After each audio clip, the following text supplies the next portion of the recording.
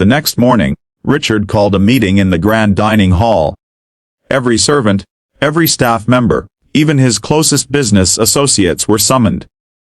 Daniel, still embarrassed from the night before, stood quietly at the back, unsure of why his father had called such an audience.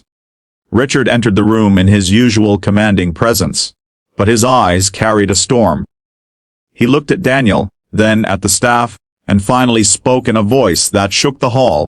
"Last night, I saw something that shattered me as a father. My son, was treated like a servant in his own home. And the most tragic part is that I, Richard de Vierox, am to blame." Gasps rippled through the room. The butler who had shoved Daniel turned pale. Richard continued, his voice firm yet raw with emotion. "What use is my empire if my own blood feels unwanted? What use is wealth if it builds walls instead of bonds? From this day forward, everything changes. This mansion, this staff, even this business. None of it matters unless my son stands at the heart of it." Then came the shocking twist.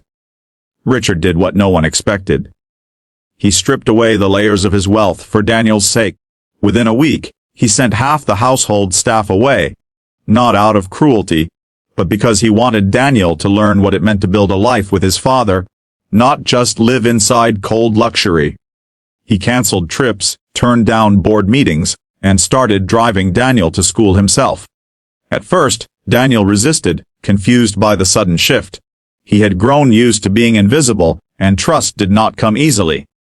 But slowly, father and son began to rebuild what had been lost. Richard cooked breakfast for Daniel, burning the eggs the first few times to Daniel's laughter. They took long walks in the city at night. No bodyguards, no limousines. Just a father and son discovering each other. The butler who had humiliated Daniel was dismissed, but not without a lesson. Richard gave him a severance package, saying, "No wealth justifies cruelty.